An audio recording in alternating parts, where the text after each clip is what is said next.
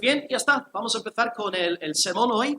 Estamos en 2 de Pedro. También en el segundo punto, os pido también que tengáis el dedo metido en Mateo 17, porque en punto número 2, que es un poco más largo, vamos a leer Mateo 17 también. Así que vamos a abrir en 2 de Pedro, capítulo 1. El título del sermón en esta mañana es He visto su gloria, he visto su gloria.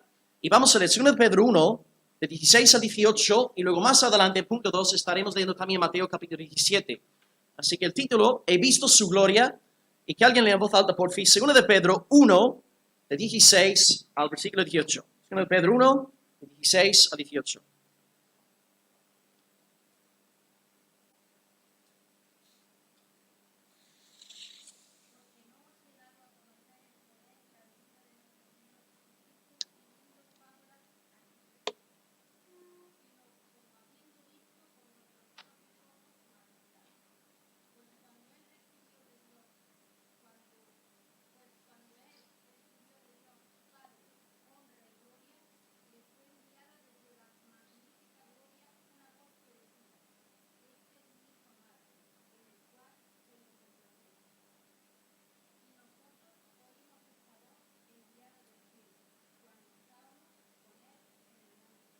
Muy bien, hoy llegamos hasta el 18 y podemos resumir todo lo que hemos visto en este capítulo en 4 pasos. Él tiene 4 pasos en el argumento.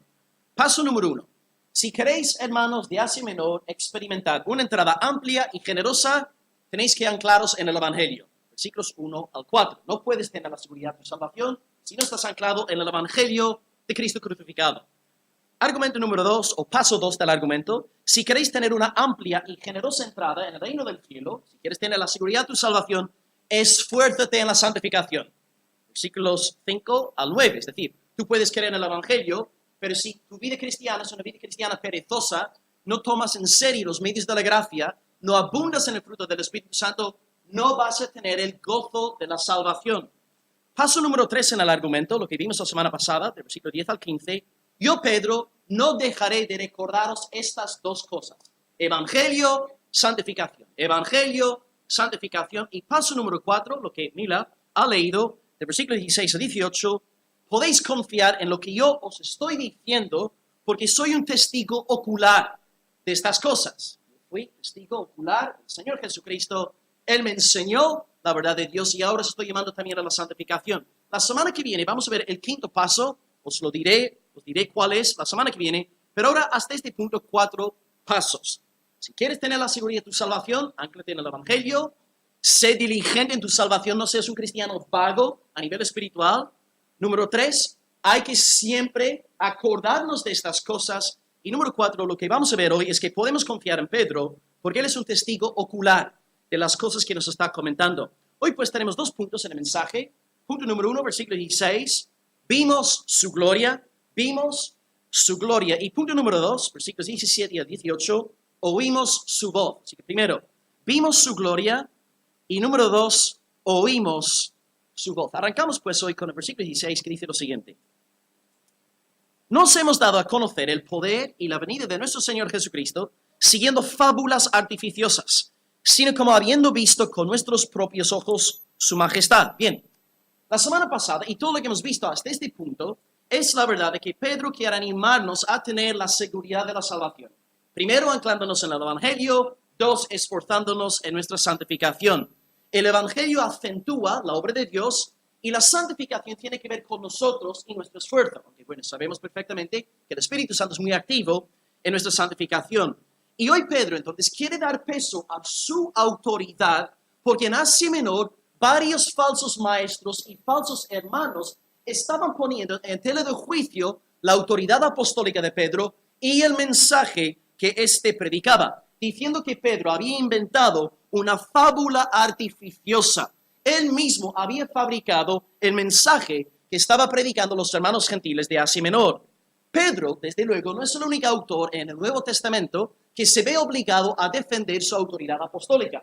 Pablo, por ejemplo, tuvo que redactar 2 cartas, Gálatas y 2 de Corintios, para defenderse ante ataques de falsos maestros en la iglesia que estaban diciendo que Pedro era un falso predicador y que su evangelio no era el evangelio verdadero. Y no solamente Pedro y Pablo sino que Jesucristo constantemente fue reprendido duramente por los líderes religiosos de su tiempo. Y ya que no podían acabar con la doctrina de Cristo, se vieron obligados a atacar a su persona. Dos ejemplos. Juan 8:41 dicen a Cristo, nosotros no somos hijos de fornicación. Es lo que están diciendo indirectamente. Que Cristo sí es hijo de fornicación porque era hijo de José y María antes de que estuvieran casados. Acusación número 2, Juan 8:48. ¿No decimos bien nosotros que tú eres samaritano y que tienes demonio? En aquel entonces el tachado de samaritano era el peor de los insultos. Era casi como llamar a alguien irlandés, ¿no? Así de fuerte era aquel insulto. Y no solamente un samaritano, porque ellos eran medio gentiles por su sangre mezclada, también dice que tenía demonio.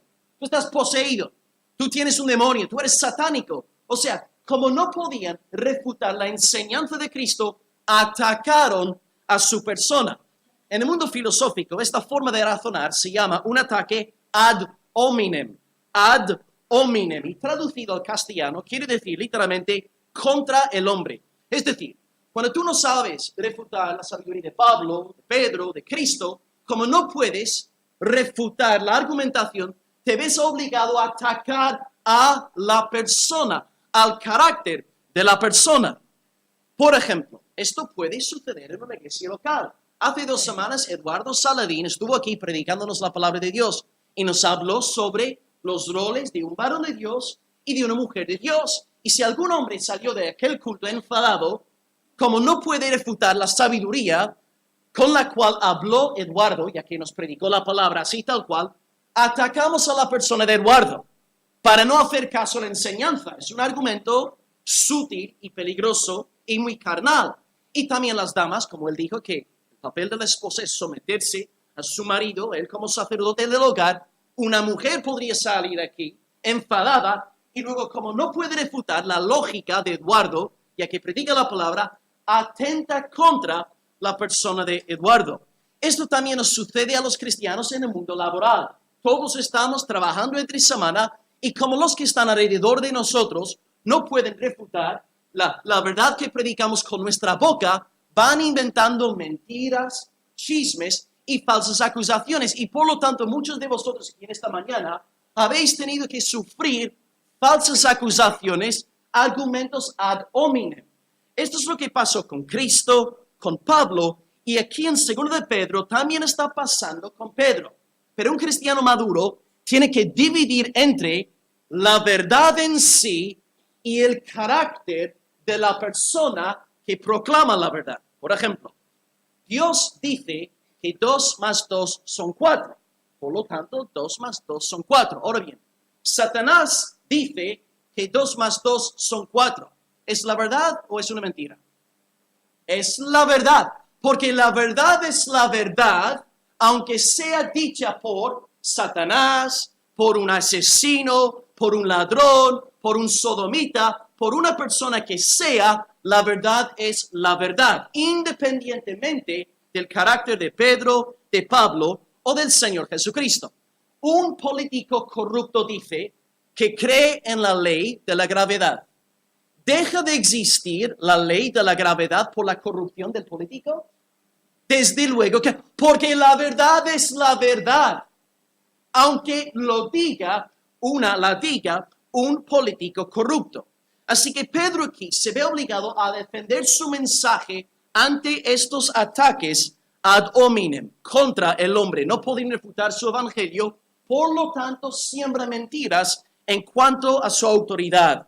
Y aquí Pedro 16 dice, no os hemos dado a conocer el poder y la venida del Señor Jesucristo siguiendo fábulas artificiosas. Está atacando a los falsos maestros. No somos mentirosos. Somos testigos de estas cosas. No es un cuento chino. No es una historia infantil. Es la verdad revelada de Dios. Hay que tener mucho cuidado con fábulas en la casa de Dios. Y Pablo, por su parte, advierte 3 veces a Timoteo acerca de las fábulas. Primera cita, 1 Timoteo 1, 3 en adelante, Pablo dice, yo te rogué que te quedases en Éfeso cuando fui a Macedonia, para que mandases a algunos que no enseñen diferente doctrina, ni presten atención a fábulas y genealogías interminables que acarrean disputas más que edificación de Dios. O sea, hay un claro contraste entre la verdad de Dios, la doctrina de Dios y fábulas. Texto 2, 1 de Timoteo 4, 7. Timoteo, desecha las fábulas profanas y de viejas. El varón de Dios tiene que estar anclado en la palabra, sobrio, tener sobriedad en cuanto al manejo de la palabra y no hacer caso a fábulas. Texto 3, 2 de Timoteo 4, del 3 en adelante. Timoteo, vendrá tiempo cuando no sufrirán la sana doctrina en la iglesia, sino que teniendo comezón de oír, se amontonarán maestros conforme a sus propias lujurias y apartarán de la verdad el oído y se volverán a fábulas. Pero tú sé sobrio en todo. Vemos entonces que la raíz de una fábula es una falta de sobriedad, una falta de peso en la palabra de Dios. Y también hay un texto en el cual Pablo exhorta a Tito a hacer lo mismo. Tito 1, versículo 13 en adelante. Repréndelos duramente, Tito, para que sean sanos en la fe, no atendiendo a fábulas judaicas, ni a mandamientos de hombres que se aparten de la verdad. Todas las cosas son puras para los puros, mas para los corrompidos e incrédulos nada les es puro, pues su mente y su conciencia están corrompidas. 3 textos de Timoteo, un texto de Tito. Un hombre de Dios tiene que alejarse de fábulas y ser sobrio en la palabra de Dios.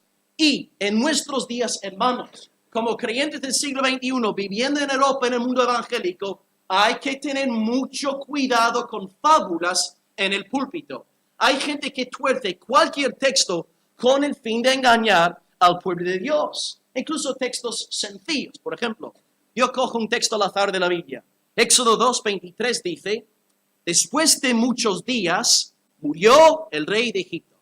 Después de muchos días murió el rey de Egipto. ¿Está? El versículo dice lo que dice.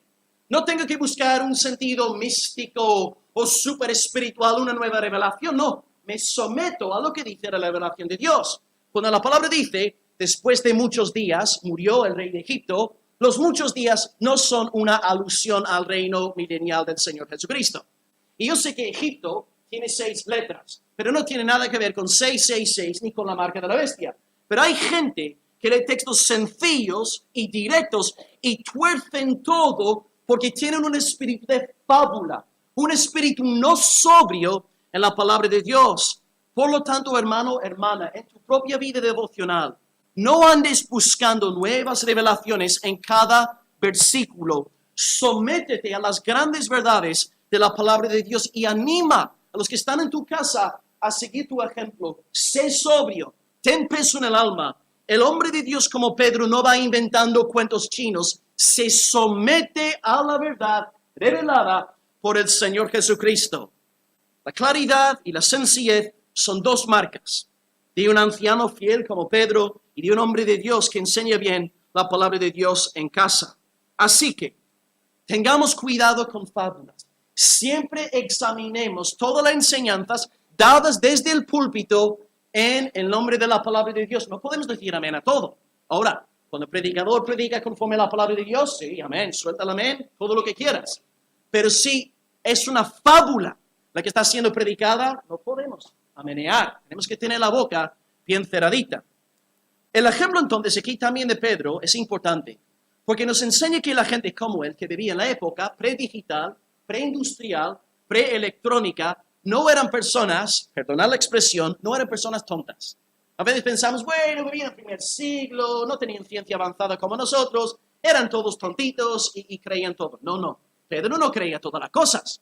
Pedro tenía 2 dedos de frente, como decís aquí en España, no era tonto. Pedro no creía en estas tonterías inventadas por los falsos maestros. Así que un cristiano es simultáneamente un creyente y un incrédulo. Es tan creyente como incrédulo. Yo soy un creyente en el sentido de que creo en Cristo crucificado y resucitado. Él ha de volver a por nosotros. Yo creo la verdad de Dios. Pero ya que creo el evangelio apostólico, soy un incrédulo cuando empiezan a predicar fábulas. Cuando empiezan a decir sus tonterías y sus nuevas revelaciones, no hago caso. Digo, no, soy un incrédulo en este sentido porque tengo una fe colocada en el Señor Jesucristo. Así que, hermanos, siempre examinad todo a la luz de la palabra de Dios. Y Pedro aquí entonces dice, versículo 16, que Él es un testigo fiable. Porque dice, yo vi la venida y la majestad del Señor Jesucristo con mis propios ojos. De nuevo, cuando dice que Jesucristo es el Señor, es una alusión a su deidad. Él es Señor, Él es Dios, tan eterno como el Padre y el Espíritu Santo. Y también, más adelante, en el segundo punto ahora que vamos a tocar, hablaremos sobre la voz en la transfiguración. Pero lo importante aquí, hermanos, es todo lo que estamos aprendiendo en estos meses es de parte de un testigo fiel que vio la gloria del Señor Jesucristo. Así que para ir acabando este primer punto, dos palabras de aplicación. Primera palabra de aplicación para todos los creyentes aquí.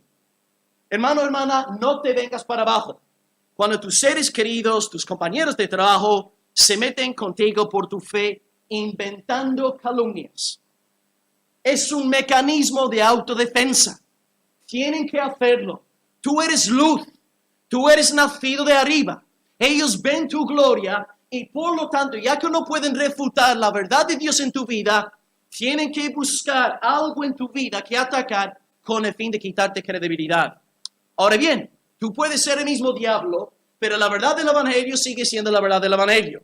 Hermano, hermana, no te vengas para abajo. Es normal que te estén criticando. Lo raro sería que no estuvieran haciéndolo. Así que, si hay hermanos aquí en esta mañana bajo ataque, incluso dentro de nuestros hogares, ánimo, adelante. Pasó lo mismo con Pedro, con Pablo y con el amado Señor Jesucristo.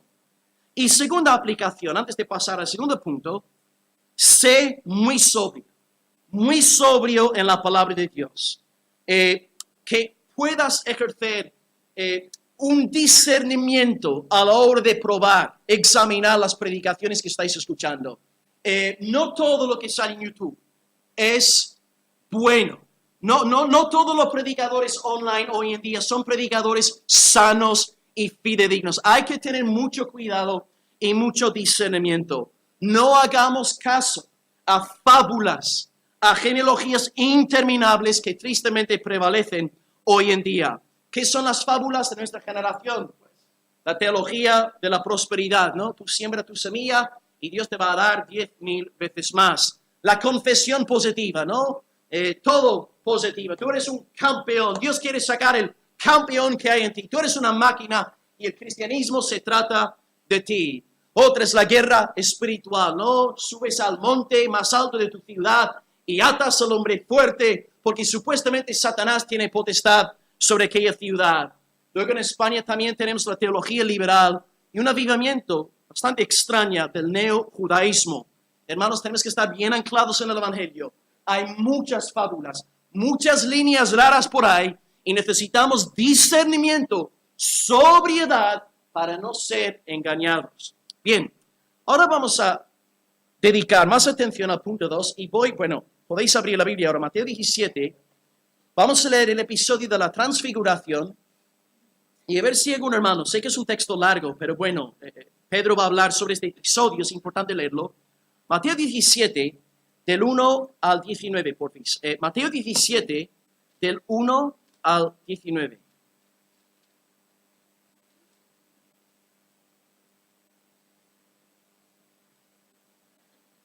O al 13, del 1 al 13, por fin. Mateo 17, del 1 al 13.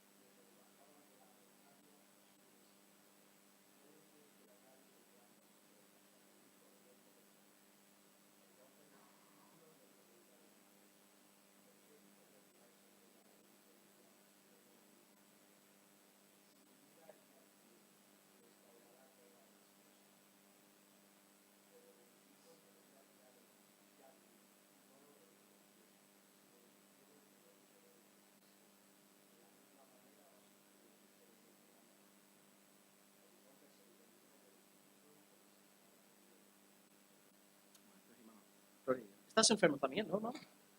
Mejor, ¿no? Sí, nada.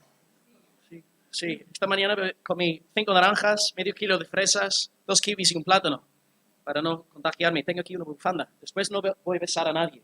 Así que nada. Sí, bien.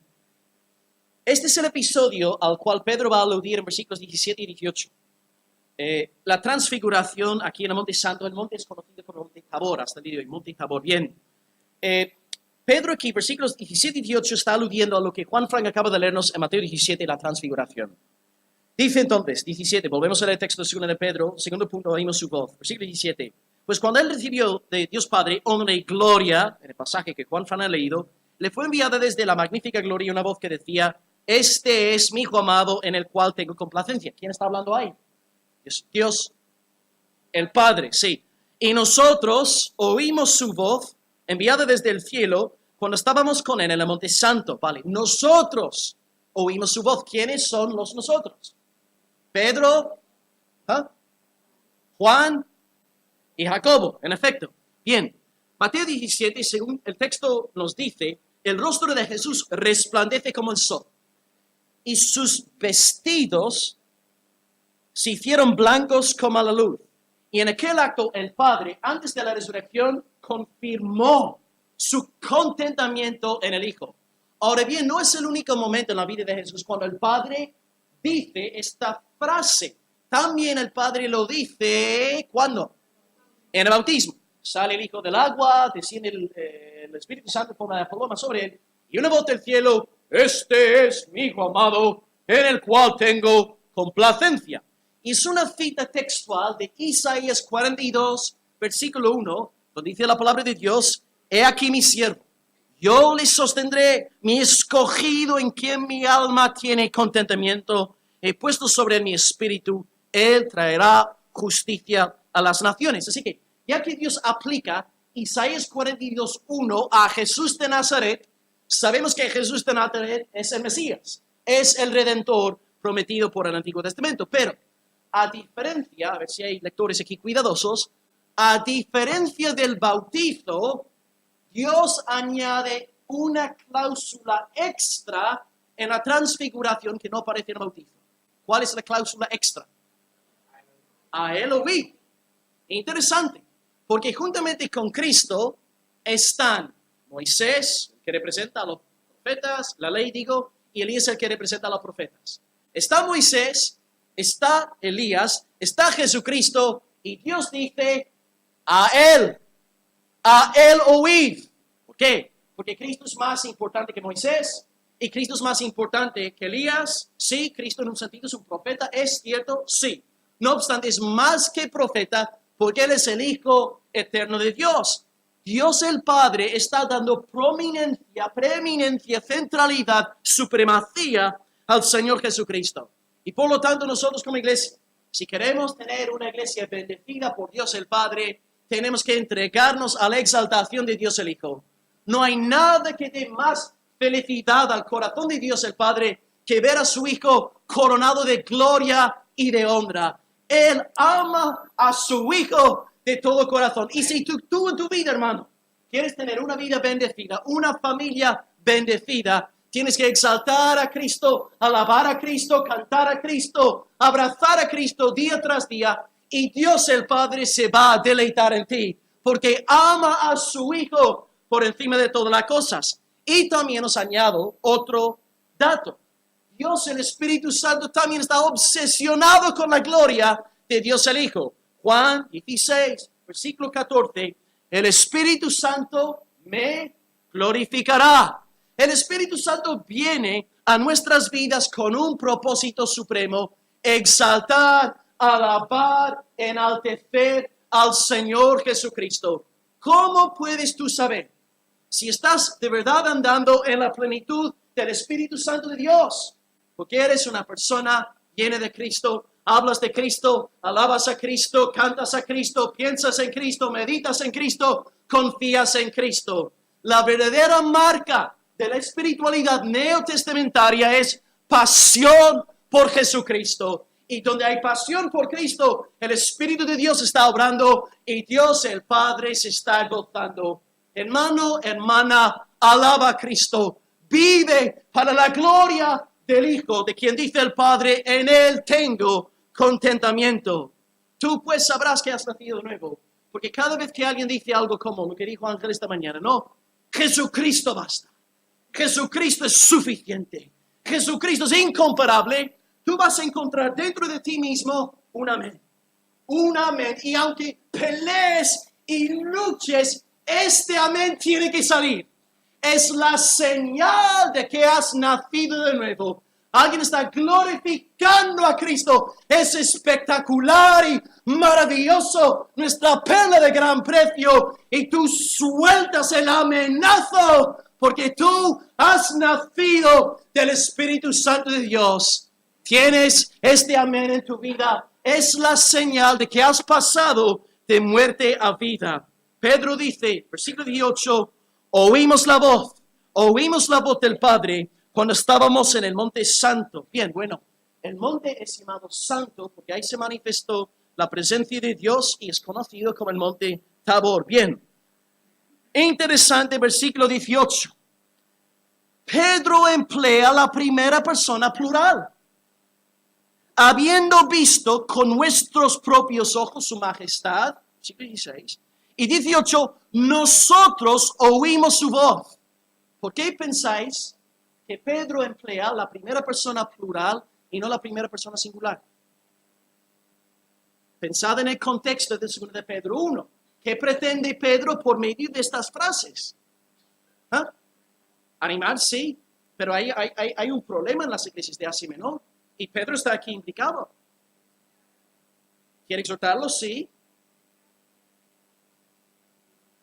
Y si él dice que había otras personas conmigo, ¿qué está haciendo?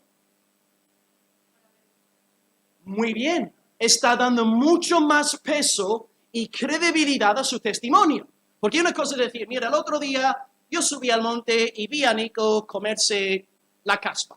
No, vale, Nico no se come la caspa, Will está mintiendo. Pero si yo digo que yo estuve con Paco Gaitán y con Esther y con Anita y con Bianca y vimos a Nico comerse la caspa, claro, mi testimonio tiene muchísimo más peso y credibilidad. Pedro está bajo ataque, su reputación está en juego y por lo tanto cuando dice a la iglesia, podéis confiar en mí, usa la primera persona plural. Porque también Jacobo y Juan estuvieran conmigo en el Monte Santo. Por lo tanto, podéis creer el testimonio de ellos. De hecho, el apóstol Juan hace exactamente lo mismo. Si leéis su primera epístola, el primer versículo de la carta dice, lo que era desde el principio, lo que hemos oído, primera persona plural, lo que hemos visto con esos ojos, lo que hemos contemplado y palpado en nuestras manos tocante al verbo de la vida. Juan hace lo mismo que Pedro. Emplea la primera persona plural para dar más peso y credibilidad ante la iglesia de Asia Menor. Entonces los hermanos no tienen que creer lo que Pedro está diciendo porque él es una máquina súper espiritual. No, hay otros testigos, hay peso, hay credibilidad. Y Pablo también por su parte hace exactamente lo mismo. Él dice, por ejemplo, sí, Cristo, él se me apareció a mí en el camino de Damasco, sí. Pero hermanos, Cristo no solamente se apareció a mí, él también se reveló a Cefas, a Jacobo, a los 12, y como si fuera poco, y también a más de 500 hermanos a la vez. O sea, 20 años después de la resurrección de Cristo. Si no me creéis a mí, iglesia de Corinto, podéis ir a la casa de aquel hermano, aquella hermana, y podéis preguntárselo a ellos. Si de verdad Cristo había resucitado. Así que Juan, Pedro, Pablo usan el argumento desde la pluralidad para dar más credibilidad a sus argumentos. Por lo tanto, podemos creer en lo que Pedro nos está diciendo.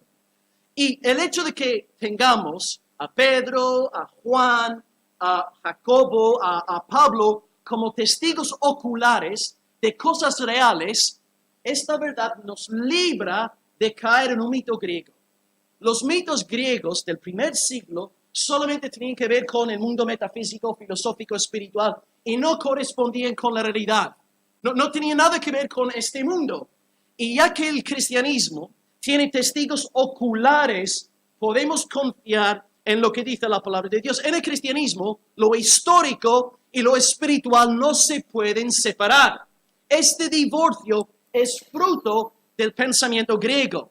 Y tristemente este pensamiento griego está entrando de nuevo en España en estos días bajo el lema de la teología liberal. Los teólogos liberales te van a decir que todo lo que es histórico en la Biblia, los milagros históricos de Cristo son un cuento chino. Cristo no realmente nació de una virgen. Es lenguaje metafórico y poético que nos habla de pureza, que nos habla de nuevo comienzo, pero Cristo no nació literalmente de una virgen, porque esto es imposible. También te van a decir que los milagros de Cristo no eran reales, sino simbólicos, y son expresiones de subjetividad humana, como nos sentimos al toparnos con Cristo, y los milagros en realidad no sucedieron. También la resurrección es un invento, no hay tal cosa como una resurrección literal. La resurrección es un símbolo para hablarnos sobre la esperanza que nos da el Señor Jesucristo. Pero esta forma de razonar es griega. Y Pablo, en 1 Corintios 15:3, cuando define el Evangelio, refuta estas fábulas griegas diciendo: Cristo murió por nuestros pecados conforme a las Escrituras y fue sepultado, es decir, literal y corporalmente. Luego resucitó al tercer día conforme a las Escrituras y apareció a Cefas, a los 12 y luego a más de 500 hermanos a la vez. Y de hecho Pablo es tan tajante en este capítulo que dice: si Cristo no resucitó corporalmente, vana es vuestra fe y vana también es vuestra predicación. El cristianismo no es una filosofía griega, el cristianismo no es una fábula judaica. El cristianismo está anclado en la historia literal. Y si Jesús de Nazaret no hubiese salido de la tumba, hoy estaríamos aquí perdiendo nuestro tiempo. Y este argumento también está entrando en un mundo más conservador, también bajo la siguiente acusación. La Biblia dice la verdad cuando habla sobre los asuntos espirituales, pero no dice la verdad cuando habla sobre la historia, es decir, asuntos matemáticos, científicos, geográficos, etc. El problema con esta forma de hacer teología es que están montando una pared entre lo histórico y lo espiritual. Y la Biblia no cree en semejante división. Es una fabricación griega. Si la Biblia tiene errores en cuanto a matemáticas, geografía y ciencia, ¿cómo podemos confiar en lo que el Espíritu Santo nos dice sobre la esfera espiritual si este mismo Espíritu Santo se equivoca cuando habla sobre las cosas de esta vida? Una persona una vez me dijo: ay, pero la Biblia también contiene mentiras, contiene las mentiras de Satanás. Sí, es verdad. La Biblia registra las mentiras de Satanás, sí, pero son un fiel relato de las mentiras de Satanás, son un testimonio veraz de lo que dijo Satanás. La Biblia no está promulgando esta mentira de Satanás, así que de nuevo hay que tener cuidado con estas frases que se usan incluso en nuestro mundo conservador que creemos el Evangelio apostólico desde hace 2000 años. Estas frases están atentando contra la autoridad de la palabra y nos están llevando de regreso a una fábula griega inventada por hombres. Y ya que Pedro pues tiene una cosmovisión bíblica, no es un filósofo griego, él puede decir que oyó la voz y vio también la gloria del Señor. En la transfiguración lo que vemos es un anticipo de la glorificación del Señor. El sábado que viene tenemos el estudio teológico y voy a hablaros sobre los 3 oficios del Señor Jesús. Y Cristo también en estos 3 oficios también tenía 2 estados. Un estado de humillación y un estado de exaltación o glorificación. Bien. Cristo entonces, la humillación comienza en la eternidad pasada cuando toma la decisión de encarnarse.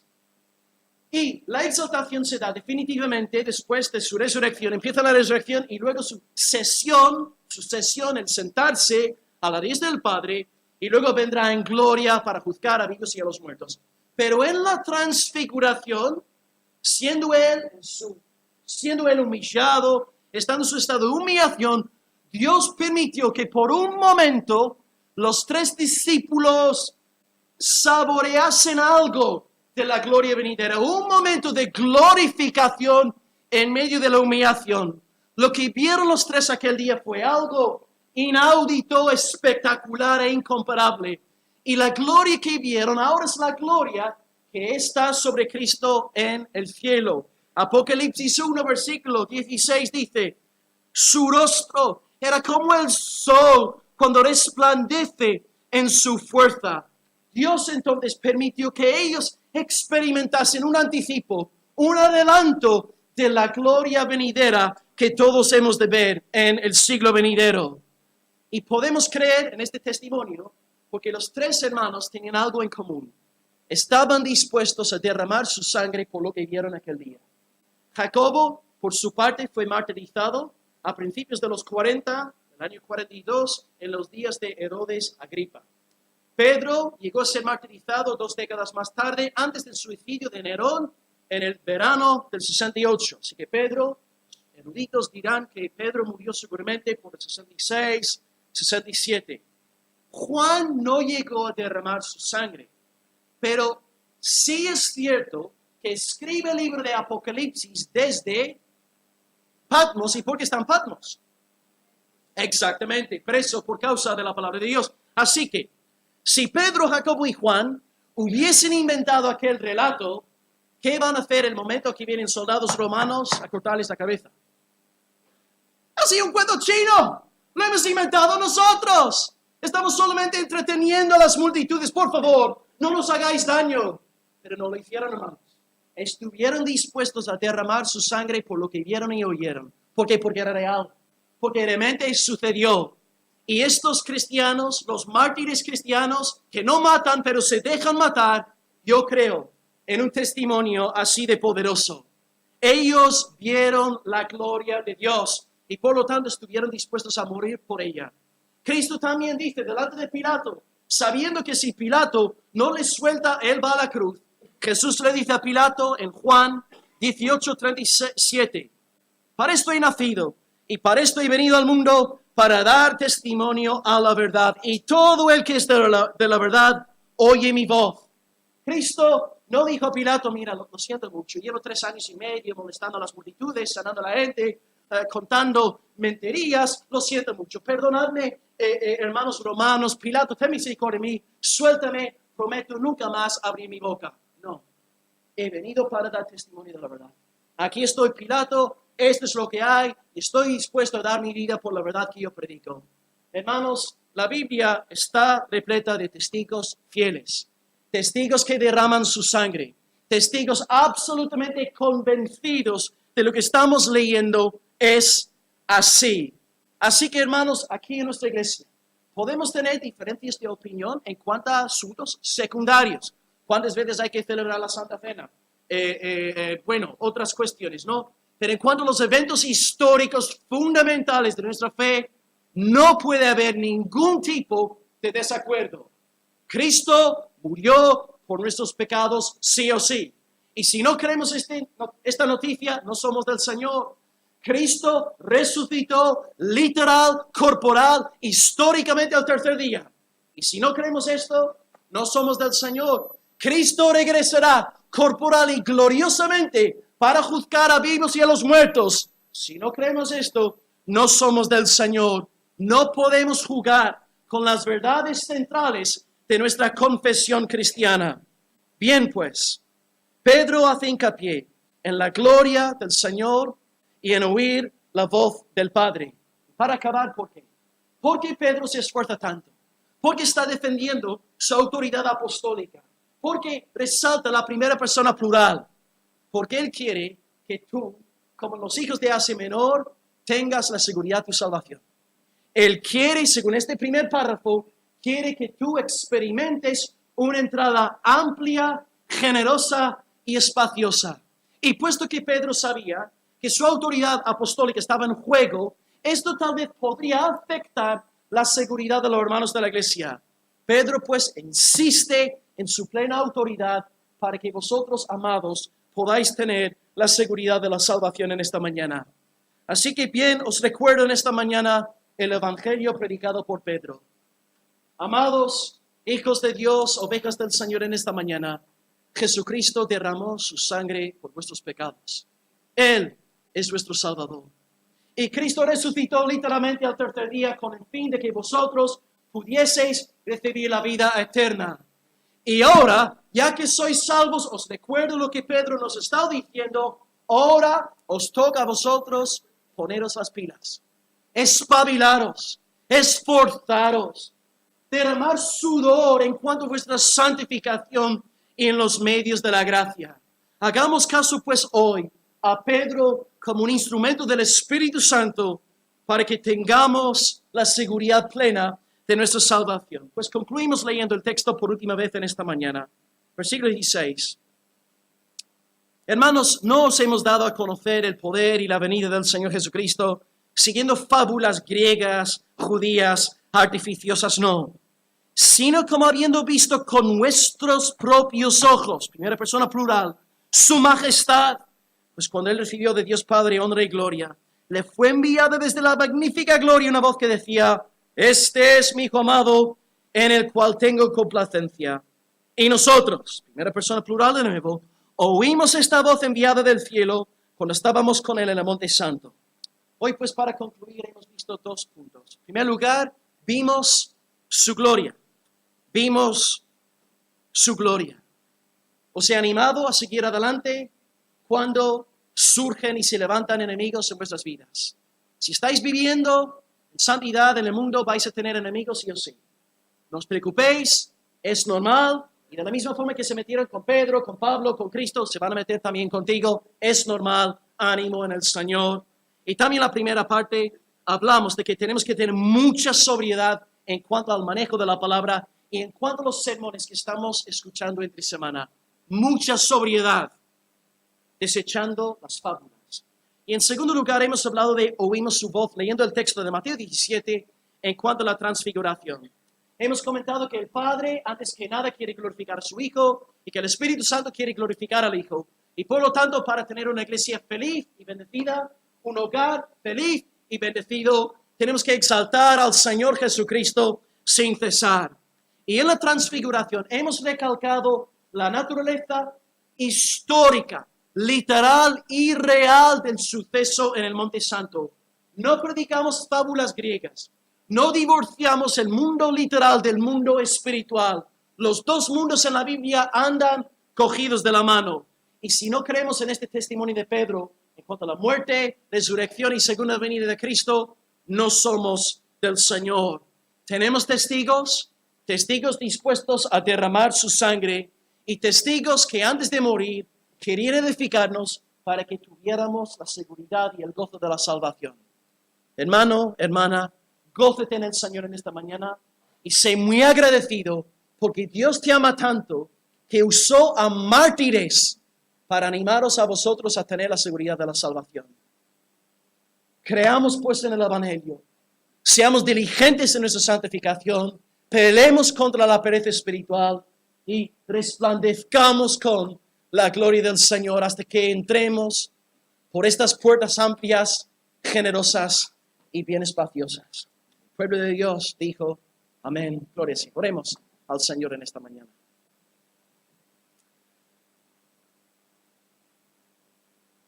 Señor, la carta está siendo maravillosa, Señor. Está siendo espectacular, Padre. Estás dando consolación a tu iglesia. Gracias por las ovejas que en estos meses se han acercado para comentarme, Señor, de que tú les estás dando seguridad de su salvación, gozo de su salvación. Y, Señor, te damos gracias hoy por lo que hemos visto en cuanto a la autoridad apostólica de Pedro. Señor, sabemos que siempre hay malvados falsos maestros y falsos hermanos criticando a Pedro, a Pablo, a Cristo. Y sé que seguramente hay muchos hermanos aquí en esta iglesia, en nuestra iglesia, seguramente están sufriendo algunos ante ataques de sus familiares, de sus contactos en el trabajo. Porque claro, como no pueden refutar la luz de la verdad del Evangelio, sus enemigos se ven obligados a atacar a su carácter, a su persona, cuestionar sus motivaciones. Señor, fortalece a tu amada iglesia aquí, Señor. Da fuerza a tus ovejas, Señor. Como diste fuerzas a Pedro, para poner las cosas bien claras, Señor, y decir las cosas claras, Padre. Te pido, Señor, que cierres la boca de los falsos maestros, de los falsos hermanos que solamente quieren sembrar división en el seno de tu iglesia y también en el mundo, Padre. Oh Dios, permite que tu iglesia esté bien anclada en la verdad de la palabra de Dios Y que no, Señor, vendamos tu evangelio por un plato de lentejas. Señor, también en cuanto al primer punto, danos muchísima sobriedad. Señor, cada día que entro en YouTube o en Facebook o en Internet, otra enseñanza rara, otra doctrina totalmente pagana y falsa, siendo proclamada desde el púlpito del Señor Jesucristo. Padre, limpia tus púlpitos en España, limpia los púlpitos en el mundo occidental, limpia los púlpitos a nivel mundial, Señor, y levanta, Señor, hombres, como tú has dicho a través de Pablo, a Timoteo y a Tito, hombres sobrios, que dividen bien la palabra de Dios, que aplican bien la palabra, que explican bien la palabra, y que no lleven a tu pueblo a la confusión, Señor. Oh Dios, danos, Señor, predicadores sanos, sencillos, claros, fieles al texto, Señor.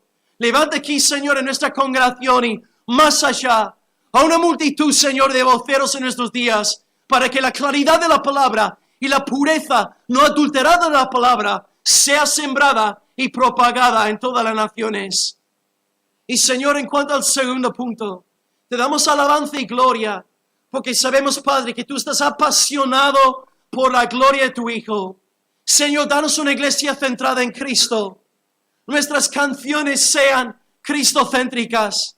Nuestras oraciones sean cristocéntricas. Nuestras predicaciones de la palabra sean cristocéntricas. Porque así sabremos que tu Espíritu está obrando y tú estás sumamente gozoso y feliz en los cielos de los cielos. Oh Señor, concédenos también hogares cristocéntricos. Óbranos varones sobre todo, Señor, para que sean diligentes en la instrucción espiritual en sus hogares. Danos familias cristocéntricas, viviendo, respirando, comiendo para tu gloria, Señor. Y Dios, gracias por los testigos que nos has dado en la palabra. Pedro derramando su sangre por lo que nos escribió. Jacobo derramando su sangre por lo que predicaba. Juan también casi martirizado, pero aún así preso por causa de tu palabra. Señor, guarda tu iglesia en España de fábulas griegas. Guárdanos de falsos maestros que están convirtiendo las verdades literales de tu palabra en simples símbolos espirituales al estilo heleno, Señor. Libra tu iglesia, Señor, y danos discernimiento y envíanos voceros y mensajeros que nos hagan, Señor, despertar del sueño en el cual podemos estar metidos. Y finalmente, Padre, entendemos tu gran propósito en todo lo que hemos leído en este primer párrafo de la carta, es conceder a tus ovejas la seguridad y el gozo de tu salvación. Señor, que cada corazón esté bien anclado en el Evangelio de Cristo, confiando únicamente en su sangre derramada para ser justificados en el día final. Pero Dios, también en segundo lugar, tú como buen Padre, no eres negligente, disciplinas a los tuyos. Tú, Señor, no quieres que ningún hijo tuyo disfrute del gozo de la salvación mientras esté descuidando el fruto del Espíritu Santo y los medios de la gracia. Señor, te pido por una iglesia llena del gozo de la salvación. Pero, Señor, para que esto suceda, también sé que tenemos que tener una iglesia apasionada por los medios de la gracia. Señor, te pido, Señor, por los hermanos y hermanas entre nosotros, que a lo mejor puede ser, Señor, que cada 2 por 3 inventando excusas y pretextos para apartarse de tus medios de la gracia, sean públicos, sean privados. Dios, obra arrepentimiento en sus almas. Llévalos, Señor, a la convicción de pecado. Y Dios, séllalos con este gozo y esta alegría para que entren en tu reino de forma amplia, generosa y espaciosa. Y sobre todo, Señor, despierta a los varones entre nosotros. No permitas que seamos vagos. No permitas que seamos perezosos. Y permite que demos un buen ejemplo a nuestras queridas esposas, hijos, nietos y todos los miembros de la iglesia. Señor, oh Dios, concede a tu iglesia el gozo de la salvación. Concede a tu iglesia la seguridad de la salvación.